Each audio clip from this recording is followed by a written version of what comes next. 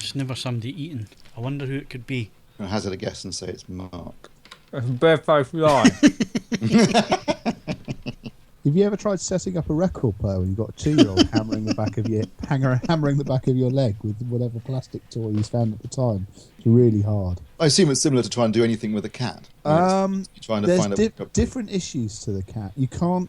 I mean, I'm not condoning violence against animals, but with my cat, if you give her a good, sort of a chuck away, she'll bugger off about 20 minutes. Whereas throwing children is frowned upon. They tend to set the government on you if you do stuff like that. Throwing the cat away doesn't seem to work with mine. It just seems to come back immediately. It decided it would be really funny to scratch down the back of the TV, but it got its claw stuck in the grills, the little air hole grills. So I tried to unhook its claw, and then it spazzes out. Bloody thing bit me. No, cats are dicks. I like cats very much, but they can be massive. There you go, Phil. Cats are dicks. I'm glad we've settled that. Shall we start the podcast then? I suppose. Oh, we haven't started.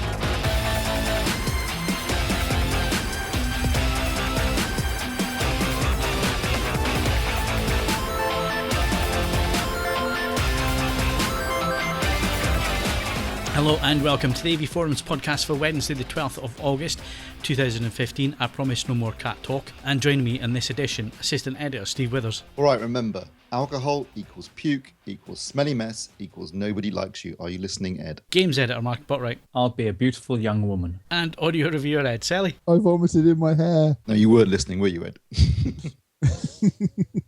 Hello and welcome back to the podcast. No Hodge again. He's on his second summer holiday. All right for some. And let's start with competitions like we always do. And let's go to Mark Botwright, who is professionally going to go through this in about 30 seconds and tell you what you can win. Right, you've got Kelly's Heroes on Blu-ray, and that will end 24th of August, so you've got a little bit of time left. The War of the Roses ends on last day of August, 31st. Also on Blu-ray, you've got the Thermaltake PC gaming bundle, which comes courtesy of Scan, and that also ends on the 31st of August. But you shouldn't dilly-dally about and wait till the last second of the month to do this or do anything, should you, Ed? No, absolutely not. You should make sure that you've done it in plenty of time.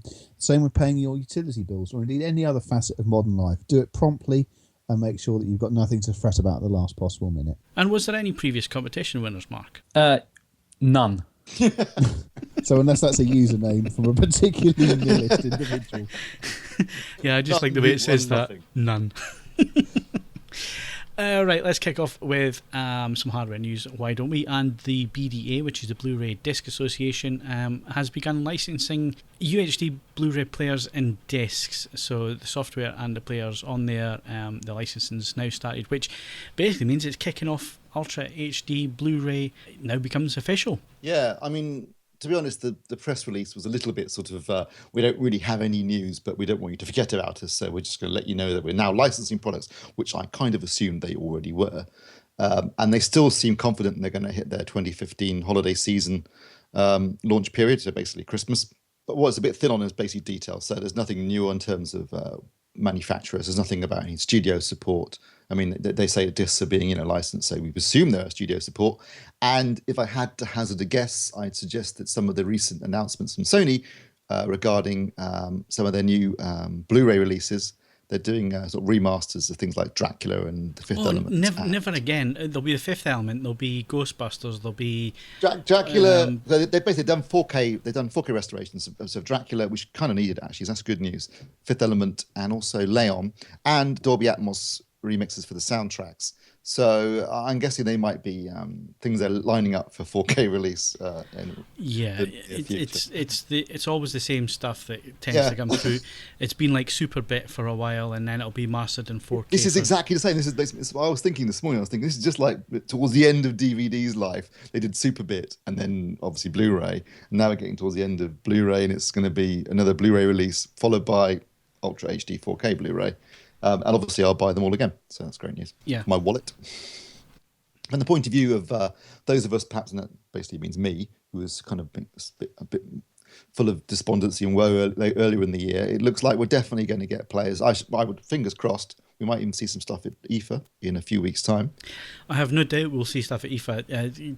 That's why this press release came out at the beginning of August. It's just to prep everybody for what's going to get. They're going to get told at the beginning of September. Yeah, I mean, I'll be staggered if at least Panasonic and Sony don't have actual players on show, and there's some announcement about some software. I'll be staggered if that doesn't happen. So it's good news. I mean, basically, it means we should have players and discs in the shops by Christmas. So, whoopee. Well, you say that, but actually, if you read the press release, if you've got 5 minutes to do it, the wording of it is announcements for the holiday season.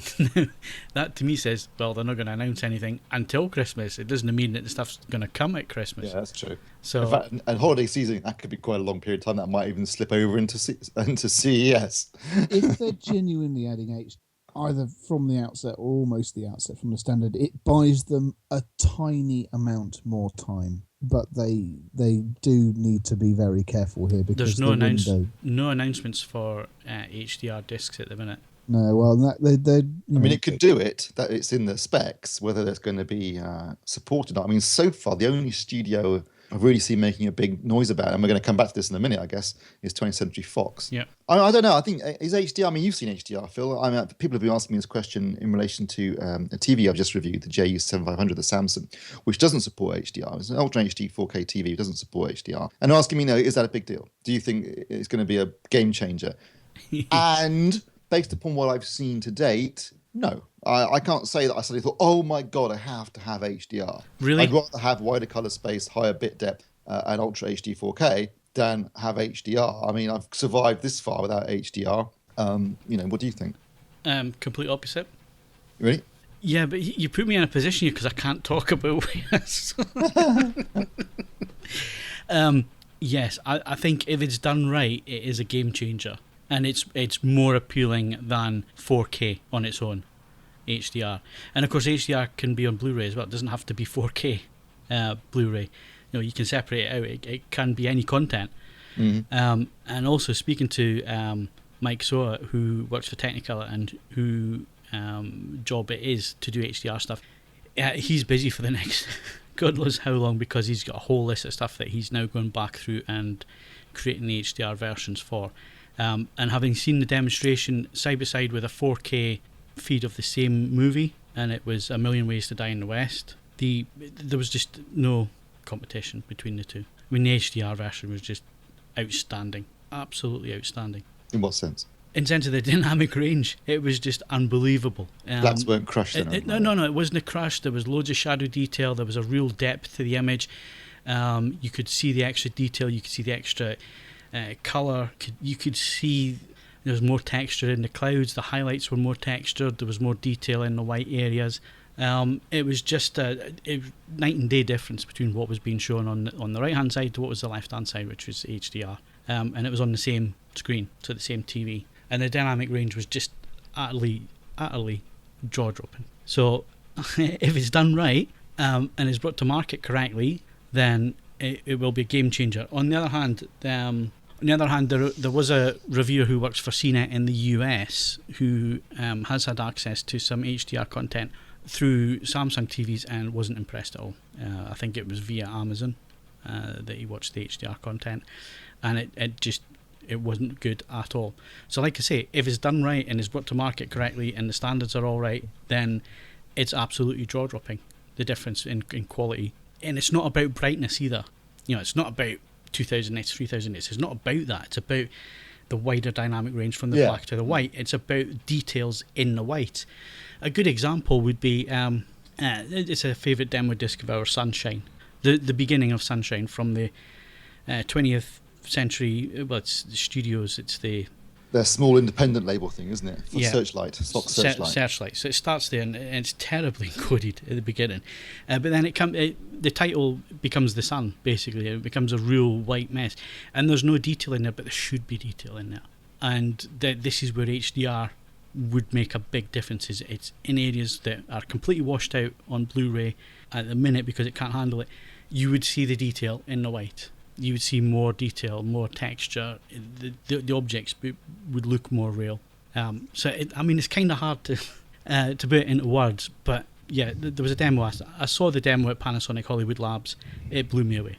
I've seen the demo. I was with you, in fact, when we were looking at the demo. They used that sequence from The Great Gatsby, where there's the firework display going off, and you could clearly see, because there's obviously lots of very bright explosions using the fireworks, and everyone gets lit up by the light, and it was clearly obvious that there was so much more detail in the bright parts of that image on the HDR version than there was on the standard version.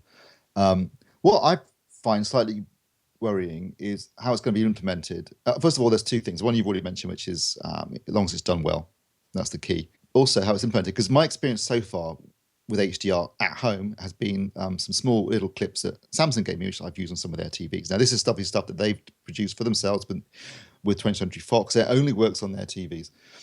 But what it does is when you play it, when it detects it, it immediately jacks up the backlight to 20.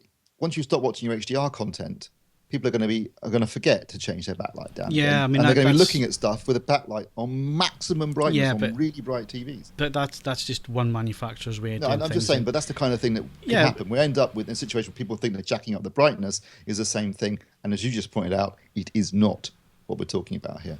You're going to get little things like that, the same as things that happen with Blu-ray, the same as things happen at the minute where people just shove their TVs into dynamic mode, and if they're happy, then leave them be. But for the enthusiast market out there, little things like that, complaining to Samsung about that thing there should change it. I mean, they're usually quite good at listening to. I don't know. I mean, I've pointed it out to them already, and I'm assuming it's interestingly. This is a slight aside, but we're going to come back to their the hard disk drives that they've been using in a minute. But I was at a guy's house on Saturday who had a JS 9000, and he'd bought one of these last year's hard drives of 4K you just walked in off the street, did you? And... Yeah.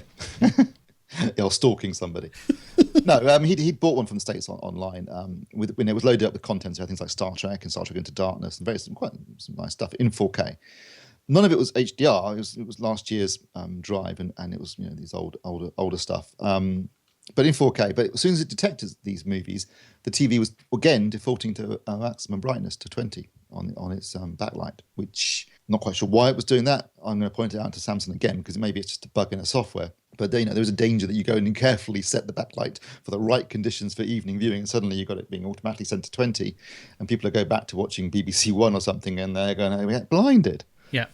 So anyway, that's there's room for consumer confusion here if we're not careful, and I guess that's where we come in. Well, educate people. Yeah, there's going to be loads of confusion. There's going to be loads of things that go on behind the scenes. Now let's move on to the Samsung thing because it is related. So it's not just Samsung; it was WD as well, wasn't it? Western Digital. Well, they're making them, aren't they? So they're making the My Passport cinema, which is going to deliver HDR, UHD, 4K content, but only to Samsung screens.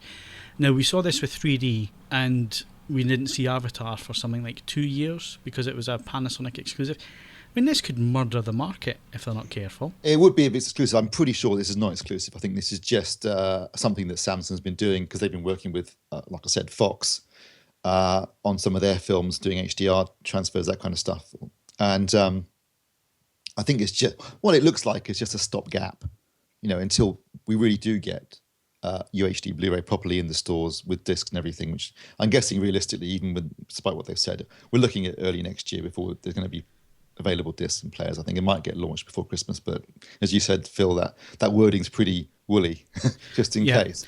So they want something people can watch right now on their new TVs in HDR to help push them, and that's what they're doing, isn't it, basically?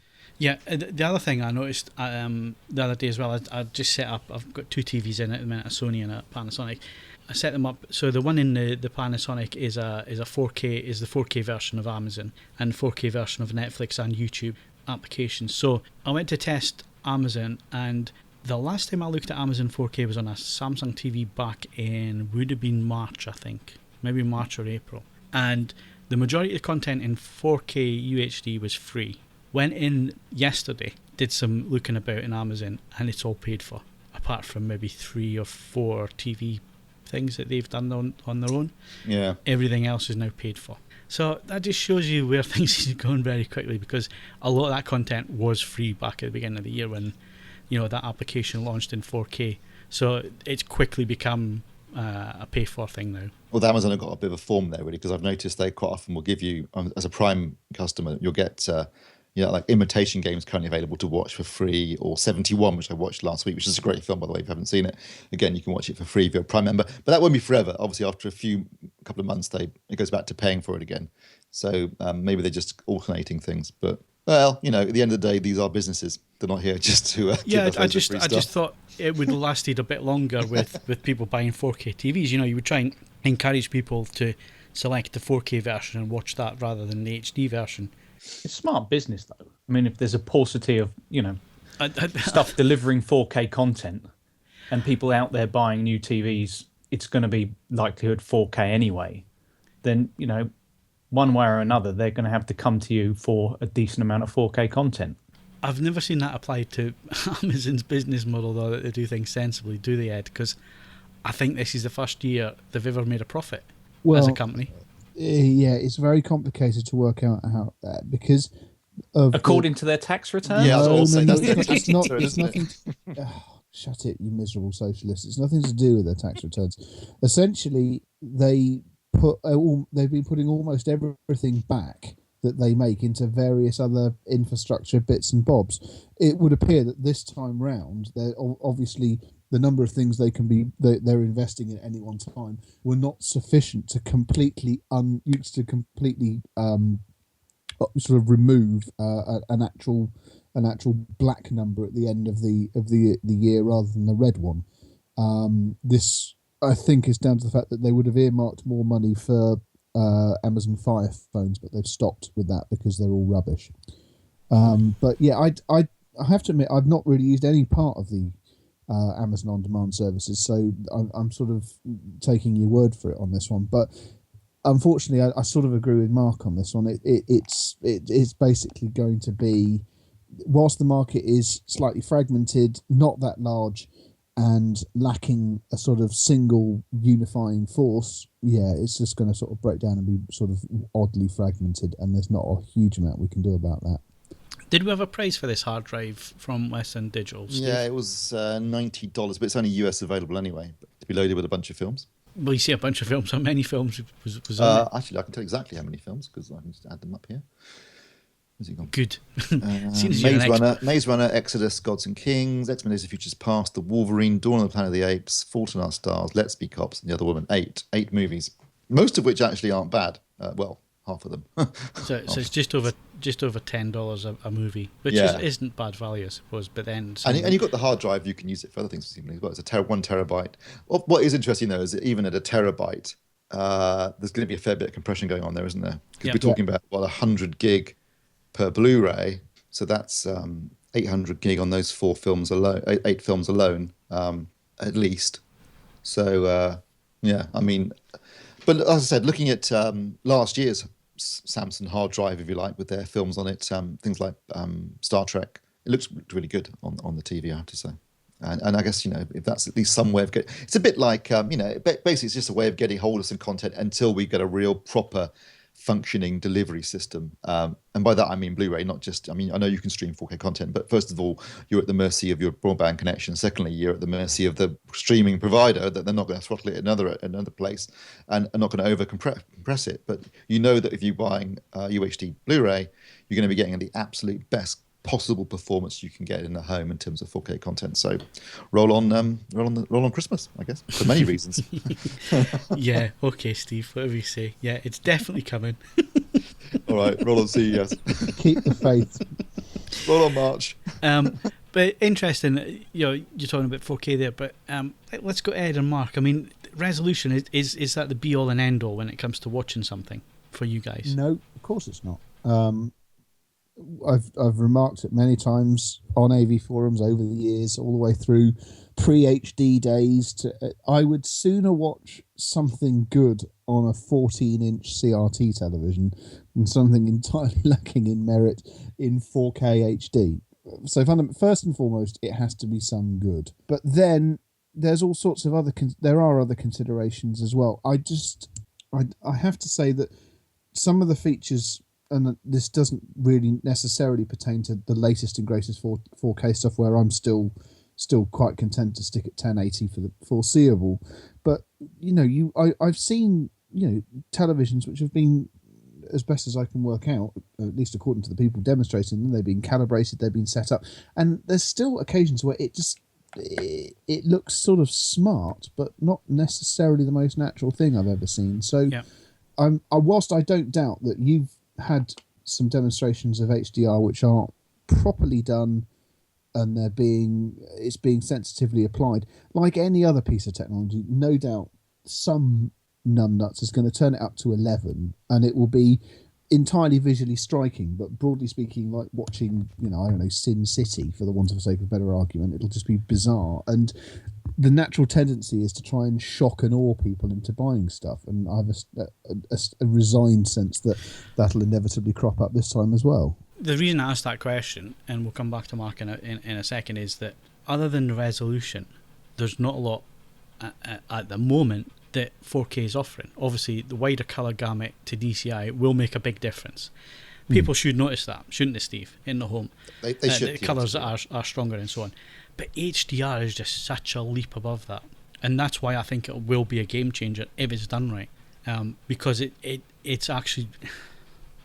But again, how would I describe it to... on a sunny day outside and you're in a dark room, right?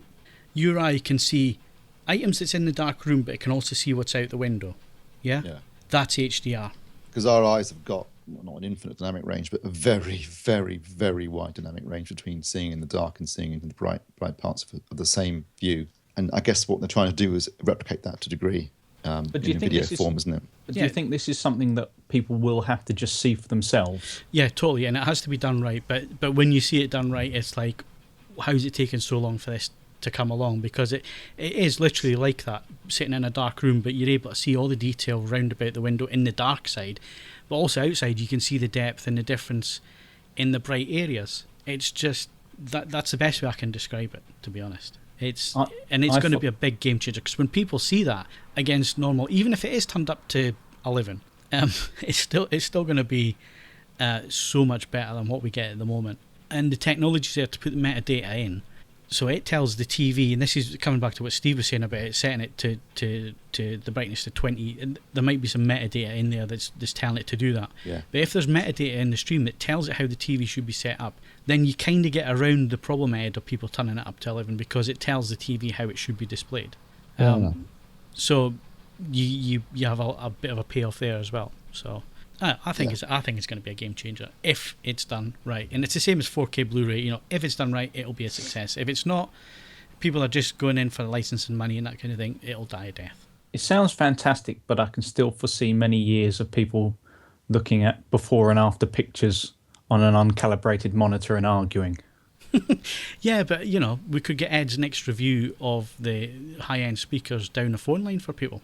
I think the problem's going to be, and it's kind of happened before with HD, was there was HD ready, and then it was full HD, and people were probably buying TVs they thought were full HD, and they weren't actually full HD, and they discovered later and weren't so happy about it. Or in my case, I bought the Sony, what was called the Ruby, the Sony Ruby, the VW100, which had HDMI, but it wouldn't accept 1080p24 over HDMI, which was a bit of a pain later when Blu-ray and HD DVD turned up. But so you're going to get people buying Ultra HD TVs that perhaps don't support HDR, don't support 10-bit, don't support DCI.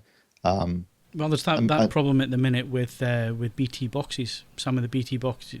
Yeah, there's going to be a lot of this kind of thing going on, where there's going to be a lot of incompatibility, or things that don't do necessarily what people thought they're going to do, or don't support HDMI inputs that don't accept HDCP 2.2. You know what, Steve? I think it's time for an article, and I think you should write an article. We're going to have to.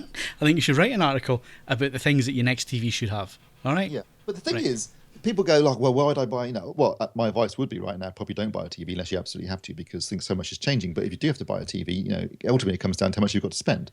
And so there's no point saying, well, this TV doesn't have HDR, therefore you shouldn't buy it. If you've only got $1,500 to spend, and that's as much as you can afford, and you want a TV right now, you want to get the best TV you can buy for that money.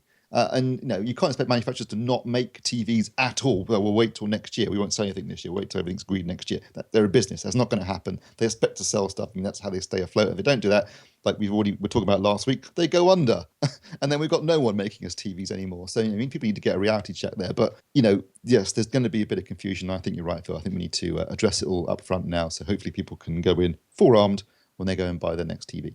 Yeah, I mean, if your TV goes pop, fair enough, you've got to buy another TV. Yeah. Don't spend a lot of money. Don't buy anything that's going to leave you where it's not compatible. Go buy something like this TV I've got in for review at the minute, this CX680. Yeah, how much does that cost? $799, right? Which 50 is inch. For a 50-inch LED LCD TV. It's 4K. It's got the apps that are in 4K. So you've got 3 apps that are in 4K. So you've got 4K content if you want it. But actually, upscaled HD looks absolutely brilliant on it. And it's got lovely colours and it looks nice. And it actually does some decent blacks for an LED LCD TV. And it's not a hell of a lot of money. And knowing Panasonic, that price, you'll be able to find that for about 600 quid somewhere online. Yeah. So there's no need to go and buy the latest thing. Actually, it's a good point that even a good quality high def source upscale can look fantastic, can't it? Really quite impressive. If it's done right. I've seen some pretty nasty. Yeah, if the scaling and processing's done right. But certainly, I mean, I've spent 2 weeks now with this Samsung JU7500, and I've got to say, I think it's been producing a lovely picture. Really lovely picture. I was really quite impressed. And, it's one of the rare times where I haven't thought, I haven't been using the Kuro for a bit. It's going back up today, and I was going to say, how long are you hanging onto this TV for? Like, no, it's been picked up. In fact, at some point in this podcast, there might be a bang on the door. Chris, I'll have to start calling you Ed in a minute. I'm saying nothing. And moving on to Ed. Not going to incriminate yourself, are you?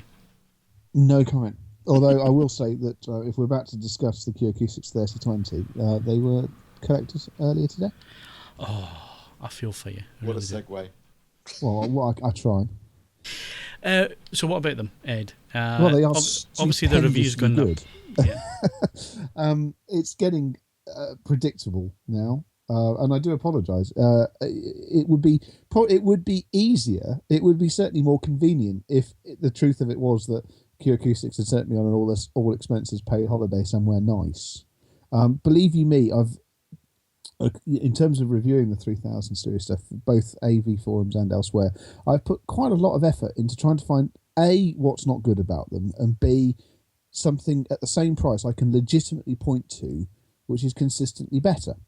And the truly annoying thing is that without any money, bribes, or other sort of favours changing hands, I can't.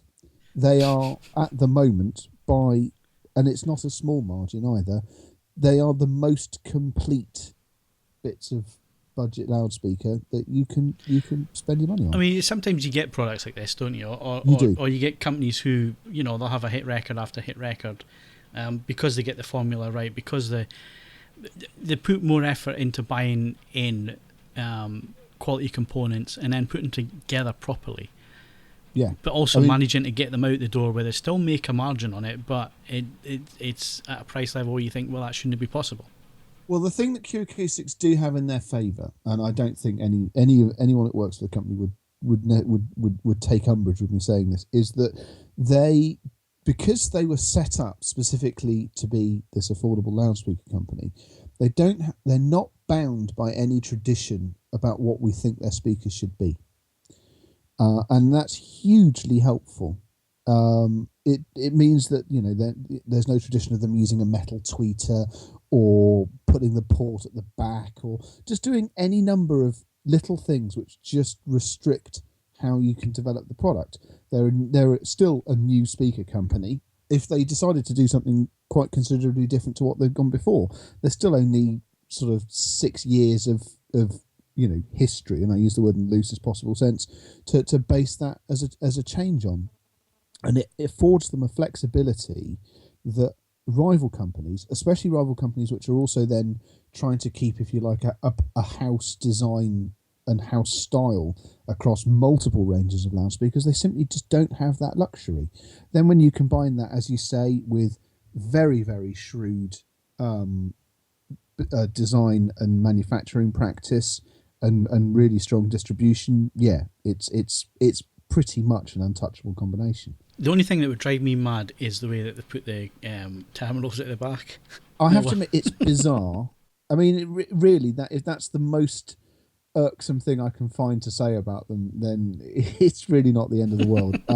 But yeah, thus far, with the noble exception of the concept series, which just have a pair of nice quality terminals poking out the back in an organised line, they've done something bizarre with all the speaker terminals and all the products they've ever sent me. If you like, it's their kryptonite. And just coming back to the system that you looked at last time around, which was end of the month, last month, wasn't it? Yes, the 3005.1. Now, you said the only drawback there was the subwoofer. So what would you recommend to people? Because I think it was asked on the thread a couple of times, would you go with the 5 Q Acoustics and another sub, or do they do a better sub in their lineup? Well, if it were me, I'd be looking at a different subwoofer. I'd not necessarily in the Q Acoustics range. It's not significantly more, but even the Acoustic Energy subwoofer from the 100 series that we covered as part of the pack, it's actually got a smaller footprint than the Q Acoustics sub. It's a single downward firing 8-inch, so let's be under no illusions that it's going to cause your vision to vibrate. But it's a well sorted, well implemented sub. It would integrate nicely with the 3010 speaker. You get a remote control, which is something actually which is more useful than I thought it was going to be on a subwoofer, if I'm completely honest. Okay, I'm very determined. So that's the Q Acoustics, the 3020s, which were reviewed as a stereo pair. I am assuming, Ed, that the same as the 3010s, you could set these up as a 5.1 system as well. Of course if you wanted can. to, yeah. Obviously, you can go full a la carte. You could have the 3020s at the front and then otherwise go for the 3010s at the back and the centre, or, Phil, knowing your proclivities in this regard, I don't think you can buy 3020s on their own, but you could either use them as a sextet with identical speakers in. That's the correct word. No laughing at the back, children. Or I'm sure if you could either negotiate with someone on the forums that felt the same way as you could go halves on a pair and just split them for sense purposes. But then obviously there's floor standards as well. And yeah, you're missing the obvious. You could do a 6.1. Yeah, absolutely. So there are various options available. Well, that is a good idea. Going halves with someone on the forums, one each. It's great. Yeah, I mean, obviously the easy way would be Q Acoustics selling them singly, which Well, the thing is that one of the reasons, again, it all adds up. The packaging is well designed, very well thought out, and designed to put 2 speakers in each box. So it's just another SKU, isn't it? And actually, it's another SKU times 5 finishes. So, So those reviews are up on the website. If you want to go and read them, go and do that. They are worth a read because I have to proof them, so I have to read everything, and they're actually quite good quality. So yeah, wasn't there many changes that needed to be made in there. Anyway, moving on, and just to wrap up on our hardware, we were going to discuss it. It'll have to wait till next week, but there is the Ultimate Projector Buying Guide has gone up. Steve spent almost 6 months on it because he's lazy. Didn't you? It did take quite a long time, but in fairness, the guide itself is relatively brief, but there are a bunch of articles that feed off of that took time to write. But hopefully anyone thinking of buying a projector, if you want to go through the articles, it takes you through the technologies and the screens and light sources and all sorts of things that you can maybe haven't thought about. So have a look at that. Have a look at that between now and next week, and then we'll talk about it next week. Yeah, and if you've got any questions, bung them in the forum post under this podcast, or send us a tweet at AVForums with your question, and we'll answer them next week when we discuss that. Answer it. Right, okay. Games news is next.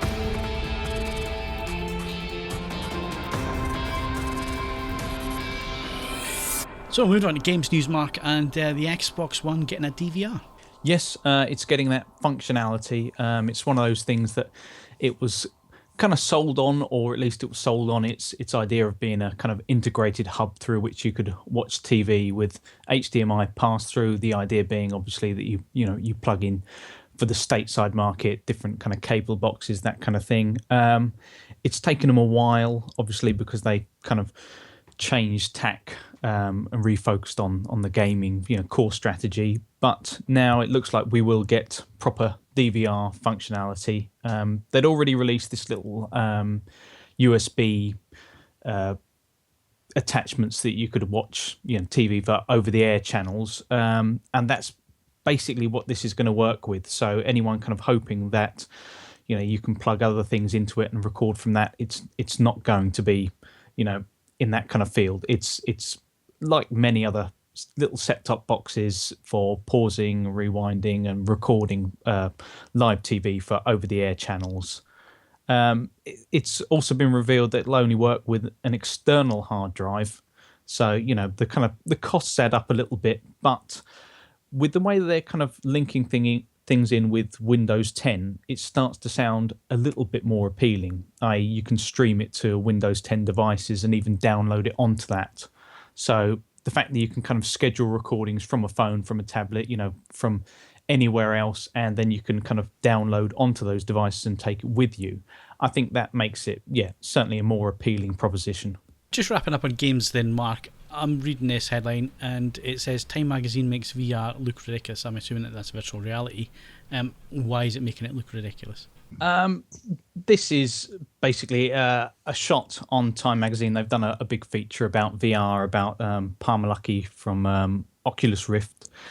And he's kind of floating a bit in midair, wearing a headset. And it's just obviously, it's one of those shots designed to make someone look silly. And the article even starts out about the kind of stereotypes of nerddom and that kind of thing. But I think it's kind of struck a chord with people simply because it underlines that massive gulf now between the old media, the print media, and where people whose interests largely lie in kind of online and connectivity and in the kind of tech field, and how it no longer has any great relevance. Palmer Luckey even came out and said, why would I really care about this kind of thing? They're not the market for this product. But it also, there's that sneaking part of you that does feel it does kind of underline a key point, which when someone wants to buy this kind of thing, or when someone's even halfway interested in, perhaps the same problems that 3D faced, which is people don't really want to look ridiculous. There is that slight barrier to entry, which is, do you want to be sat in your living room with a pair of glasses on? Do you want to be, an extra pair of glasses on top? Do you want to go into a shop and put on this headset and have people stare at you whilst you kind of wander around a virtual environment? I have had that experience at CES, and Steve was the same. And it's, you're putting the thing on and you just know you're making stupid faces. There's no question that kind of thing should only ever be done on your own in a room alone. Like many things, many enjoyable things to be done on their own. That is definitely one of them. Don't do it in public. It's not potato sport. We're still talking about the VR headset here. Yes, we are. So yes, Mark, I fully appreciate what you're saying there, because we've had that experience. Mark? Yes? What's the state of play with regards to the Oculus Rift then? I mean, we've talked about VR for as long as I can remember anyone talking about the internet and even before then. But where are we in terms of it being a viable product? In terms of being a viable product, it's still embryonic in terms of, well, in fact, I suppose in some ways we're kind of in the same ballpark as we are with things like, UHD Blu-ray, which is, there's been this really, really, really long kind of trail of breadcrumbs leading us to a place where even the licensing and even the fact that someone's working on something becomes news, when you would assume that those kind of little tidbits, well, you would assume that information was correct anyway, that people must be working on something, i.e. no one's behind the scenes twiddling their thumbs. At the moment, it seems like we'll be looking at next year, as we said, in fact, last year, we said that 2015 would be the year for VR. Now it's looking like it will be 2016. A lot placed on what we'll see around the holiday season. And particularly early next year, perhaps we'll see Sony's Project Morpheus as well. But there's still this paucity of titles announced. It can't simply be a case of just trying to work with games that are already in development and shoehorn in something different there. In fact, there was news came out that I think Starbreeze. I think they're only going to be publishing. I don't think they're developing, but they're looking at making a VR experience of the film John Wick. Yeah. Okay. Which again, it sounds odd, but at least that's someone looking at trying to make something that would be an interesting sale. If someone's going to have to put on a headset and look ridiculous in a shop to kind of experience this, it should be something that they can't play elsewhere. But there's also talk with regards to Rift. There'll be all-in-one solutions where you get a gaming rig as well as the Rift and the Xbox One controller, which will be packaged with all Oculus Rifts. There are various other manufacturers who are now all kind of jumping aboard the bandwagon. So watch this space. Well, it's a case of save your pennies and just hope that there's the decent games on it. But there's so much financial backing, and you'd have to say with Facebook's money behind a key player, it's hard to see how they wouldn't just continue backing it in much the same way that kind of Microsoft when they entered the games field, even though they flopped in one key market in Japan, again they just kept on plugging away. They knew that they could afford to buy up studios. They knew that they could afford to kind of back their own horse all the way, even though they were making big losses at one point. So it's a bit like Samsung and Sony, financially getting involved with 3D. Yeah, I mean, it's Facebook's inclusion that really kind of shakes things up, because obviously they're the main ones who you'd have to say would be looking beyond just gaming. So, they're the ones who you can say, if there's any possibility to expand this so that it doesn't just kind of... So what we're saying, Mark, is are the porn industry behind this? I think they... yes. Because to guarantee success, you need the porn. Because how many 3D porn Blu-rays were released? Not many. So it was always going to die. Yeah, you look at VHS... I think there's a reason for that, though, Phil, isn't it? Do you really want to watch pornography in 3D? Because the one thing that's going to be poking out, I'm not sure I want poking in my face, in all fairness. And that might equally apply to VR. I mean, you might be a little bit too close to the action. Possibly not best for pornography, I think. Anyway, moving on. Are we having a games podcast this month, Mark? In the fullness of time, you will see a games podcast. But you haven't got time. That's the problem. Is that games news, Mark? I think that is games news.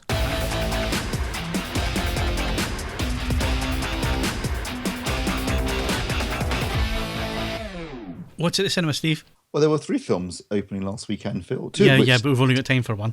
Oh, no. I was going to say 2, which looked very interesting. Unfortunately, I went to go and see the other one, Fantastic Four. And if you've read Sharuna's review, she's pretty much spot bang on the money there in terms of her appraisal of the film. And obviously, if you've seen any of the reviews elsewhere, you'll know it's not been well received and has bombed in the States financially and internationally as well. And good. So it should, because frankly, the only reason this film exists is so that Fox will keep the rights to Fantastic Four and not have to give them back to Disney/Marvel.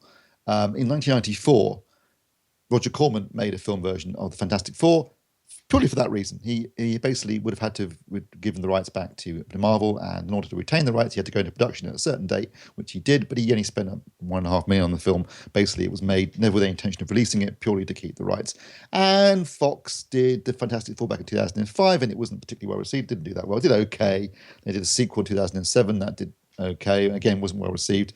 They waited till the last minute before their option was up, and they had to, the rights would revert back to Marvel, and went into production on this last year. It was basically, there was a 7-year period, and then 7 years were up last year, and they went into production last year, and claiming like, oh no, this is going to be a real story. We're not just doing it to retain the rights. Yeah, right. I mean, you should make a film because you've got a story you want to tell, that there's a reason to doing it, and retaining the rights is not a good enough reason. And even though they hired a decent cast and they got in a director who, you'd think could do a good job, because he'd already made a film called Chronicle, which was about superheroes. And they were taking a slightly different approach to the material than had been done previously. At the end of the day, the whole thing just feels like an hour of build-up and then no conclusion. There's a long time getting to the point where they actually achieve their superpowers. Then almost no time is spent with them actually getting used to having superpowers. That's kind of just brushed over in the space of about 5 minutes. And then there's a final confrontation, which is very really doesn't work at all. It's not exciting. It's not big enough. It doesn't work. It's a badly written, badly conceived, and badly made film. Now, the director went on Twitter after it opened to appalling reviews, saying this isn't the film I made. A year ago I had a much better version, and there's been a lot of student interference. Apparently there has been. He then took it off Twitter the next day when obviously you got a bollocking from Fox. But maybe there is a better version of the film out there, but the one that's in cinemas is not good. It's you can see there are germs of a good idea in there. There's potential, but I think ultimately it's poorly delivered. Are we talking better or worse than Catwoman? I've never seen Catwoman, so I can't say. But let's put it this way: I much preferred the 2005 Fantastic Four, which everyone hated apart from me, I have to say. But I thought that at least that was fun. I mean, this is boring and miserable, and there's no fun, and there's no sense of any kind of friendship I mean, the whole point of the Fantastic Four is a kind of a family dynamic. In fact, there's already been a brilliant Fantastic Four movie. It's called The Incredibles. That's the Fantastic Four. Just go and see The Incredibles, or if you haven't seen it, or watch it again if you have. That nails it. Absolutely nails the dynamic of that particular comic book. Presumably, Steve, it does also manages to avoid being unintentionally sort of good. It's just it doesn't have any. It's not like watching a car crash. It's just dull. Yeah. It's just dull and unnecessary. It's too competently made to be enjoyable for being so. I mean, it's not like Showgirls where you can just enjoy it for being really bad. It's just boring, really, and that's the worst offence I think any comic book film could make, isn't it? Being boring. It's almost like they're holding it to ransom. Like if Marvel want it back. Yeah, we'll stop. This is like sticking an ear in the post. Well, hopefully, since it won't make any money, maybe Fox will get the message now and just do because obviously Sony were desperate to keep hold of Spider-Man. They were going to get back to Marvel, and obviously Spider-Man reboots didn't do that well, and they've kind of thought, actually, you know what? Let's go and ask Marvel how to do it properly. So now they're including Spider-Man in Civil War, and it's going to be in his own film. But Marvel are involved in this new Spider-Man film, and therefore it's part of their cinematic universe. And Fox, okay, keep on making X-Men films if you must, because you seem to be doing you've cocked up those a few times as well. But recently they're back on track a bit better with First Class and Days of Futures Past and now Apocalypse coming up. They look more interesting, so fine. But just give Fantastic Four back to Marvel and let them do a good job with it, because you guys keep screwing it up. You've done it 3 times now, and frankly, I'm sick of it. So, just swallow your pride, give them the rights back, and let them do a better job with it, because you haven't got a clue. Basically, Fox, that's my opinion. So I'll give it a very unfantastic 4 out of 10. Which I notice is what every other reviewer in the world is doing as well, by the way.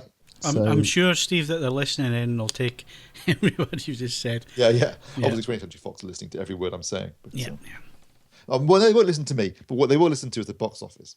Right? Yeah, this is true. We spent 150 million and I'm not going to make their money back. That might put them off making any more of these films. And just give it back to Marvel and let them do a good job with it, because what it basically shows is they don't understand the material.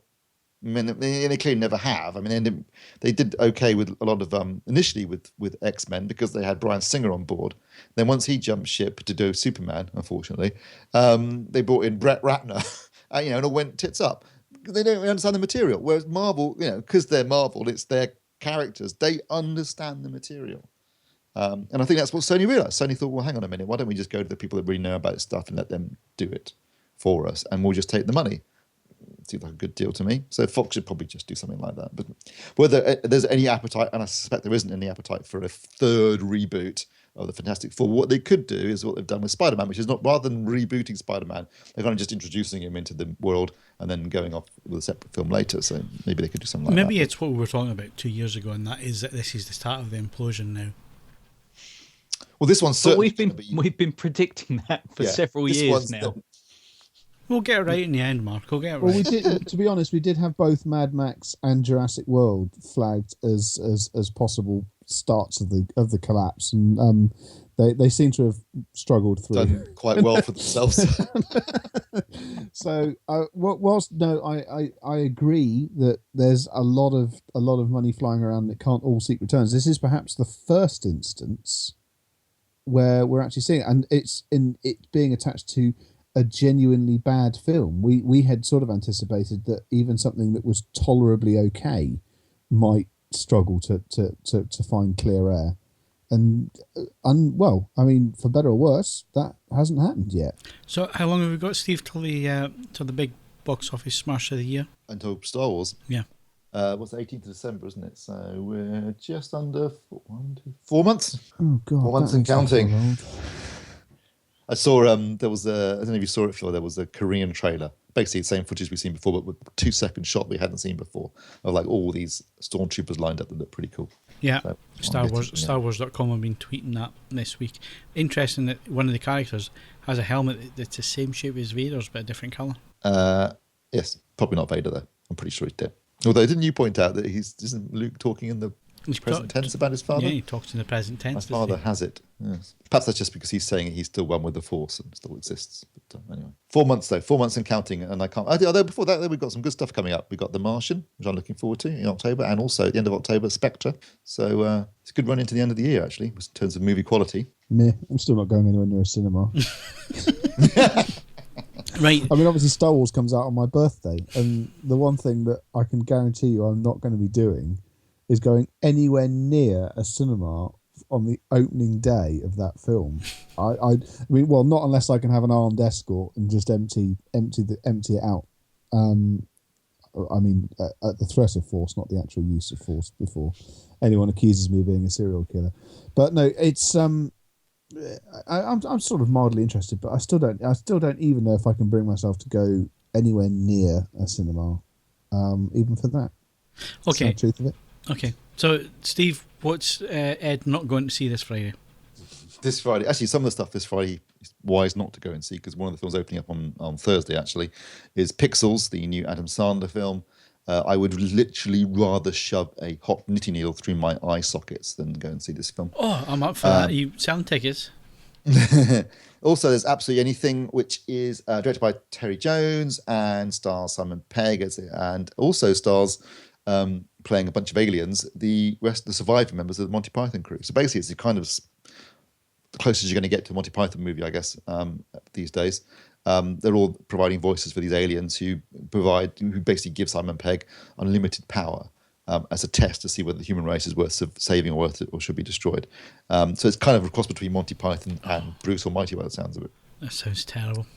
Yeah, it didn't look great in the trailers, actually, I have to say. His dog, Simon Pegg's dog in the film, becomes, gets the ability to speak, and is voiced by the late Robin Williams, one of the last things that he did. So cast-wise, it's got a great-looking cast of comedy greats in there and stuff like that, but it doesn't look great in the trailers. And let's be honest, I mean, even the last Python film, Meaning of Life, wasn't particularly good, and that was 2 years ago. And since then, their solo work's been spotty at best. The other thing opening this weekend on Friday is The Man from U.N.C.L.E, the reboot of the TV series directed by... I've heard absolutely nothing about this. It looks quite slick. It does look... I mean, in the trailer, it's got... First of all, it's got Hugh Grant, and I'll go and see anything with Hugh Grant because he makes films so rarely these days that it's always... Oh, I didn't realise he was in it. In that case, I won't go anywhere near it. Yeah, it's 60s spy caper. It was done with a nod and a wink and slickly made. It could be fun. Yeah, but I've heard absolutely nothing about it. I haven't seen any adverts on the TV for it. I haven't seen any trailers. I haven't seen anything on Twitter. I haven't seen any... The point I'm trying to make is it hasn't had the marketing spend behind it, which obviously highlights an issue with the film if they haven't got a budget to market it. Or they're not marketing it, they're trying to bury it, was the point I was trying to make. I'll find out this weekend and let you know on next Monday. Oh, he's putting himself in harm's way. Well, he has to go and see this shit, so we don't have to. No, I want you to go and see not like you would go and see it anyway. But there you go. Yeah. No, I want you to go and see Pixels. You escaped the One Direction movie. This is our line in the sand. It's your turn to do something really stupid. And this With a couple of notable exceptions, one of which we were quoting from at the beginning of this podcast. I absolutely hate Adam Sandler with every fibre of my being. He's made nothing but turd after turd after turd, to the point where even the studio that produced the film, Sony, was going in their emails that were leaked at the end of last year. Why do we keep making these awful Adam Sandler movies? They don't even make any money anymore. Why this guy gets the time of day, I don't know. Just please, if you're listening to this, Mr. Sandler, retire. Right, so that's Fox and Adam Sandler. And Adam Sandler. Two big listeners of ours. Yeah. I was thinking I might watch Pixels. Mark, you love computer games. I can't think of anything more likely to just turn that love into a bitter Sith-like hatred than watching Adam Sandler just poo all over the whole concept of it. And I mean, metaphorically and probably literally. Absolutely. And then what's his chops? Peter Dinklage is in it as well, which I think is probably going to undo. Ashamed of himself. All of a sudden, people are going to want him to cop it in season 6.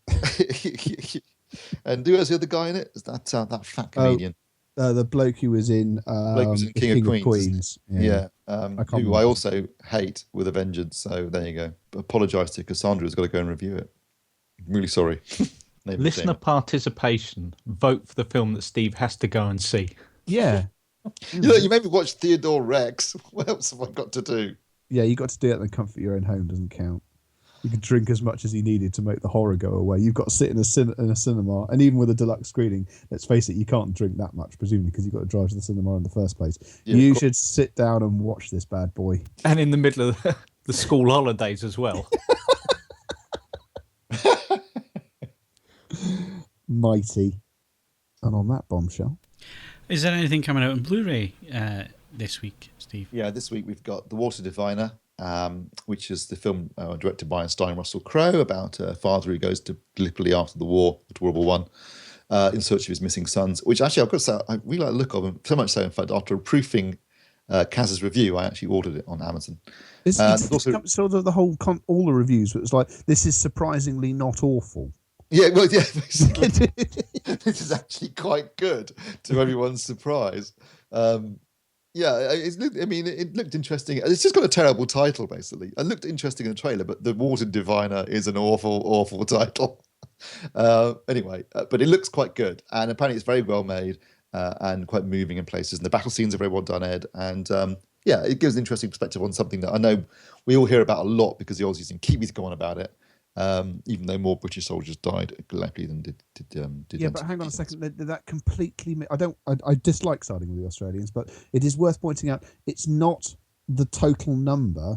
Yeah, it was the percentage of head of population that kind of makes it a big deal. Yeah, Ed. In the meantime, the rest of our population were all dying on the Western Front. It's still a higher percentage loss of. In terms of an actual the census grouping and demographics. But the point is, we were there too. It wasn't like we sent them on. We were. No, it was an all opportunities cluster fudge. So yes. Anyway, that's opening up. That comes out on Blu-ray this week and looks good. Also, Run All Night, and yet another one of those Liam Neeson action films, which I avoid like the plague these days. Even Kaz didn't like it, and he loves that kind of thing. Get Hard. Oh God, whatever you do, don't. It was ranked as one of Mark Kermode's worst films of the year. I know that. I think it was Cassandra that reviewed this, and she hated it. It looks offensive on every conceivable level. At both Steve, are we going to get sued for the fact that we keep sending Cassandra and the others to see these really bad movies? You see, this is why Withers needs to spread the load here. He's been ducking a huge amount of terrible stuff. What else is there? On Everly, which comes out this week on Blu-ray, and Kaz reviewed that at the cinema, and he actually quite liked it, even though Mark Kermode also had this film in one of his worst films of the year, top 10. But it's Summer Hike, who plays I think she's a prostitute/killer who gets stuck in an apartment and who gets sent to kill her. It all takes place inside one apartment, apparently. I think he said it had potential but didn't quite deliver Kaz's review. So. I think the potential would be Summer Hike as anything. But those are coming out this week. And that's the AVForums podcast for this week. My thanks to Steve Withers. You need a prostitute. Mark Botwright. Do you like a flock of seagulls? No, but I can see you do. And Ed Selley. Will this be your first time with intercourse? Don't forget, you can follow us on Twitter and Facebook. Bookmark avforums.com for latest reviews, news and video. Plus, why not leave us a rating on iTunes if you enjoyed the show, but only if it's 5 stars. I'm Phil Hinton. Thanks very much for listening, and we'll see you again next Wednesday.